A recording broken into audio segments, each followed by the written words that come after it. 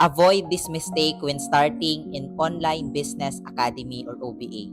Gusto mo ba mag-start sa OBA pero natatakot ka na mag-fail? Stop and take a minute. Baka ginagawa mo na yung mga maling to. Number 1, overthinking. Yung hindi ka pa nga nag-uumpisa pero iniisip mo na agad kung kikita ka ba o hindi. Dapat action muna bago yung doubt. Pangalawa, waiting for the perfect time. Walang perfect timing. Kung may internet ka at willingness matuto, pwede ka na mag-start ngayon. Pangatlo, hindi ka consistent. Yung nag-start ka ngayon pero after 3 days mawawala ka din. Yung success dito sa OBA nasa consistency, hindi lang sa sipag sa simula. Pang-apat, pag kinumpare mo yung sarili mo sa iba, tandaan, iba yung journey mo.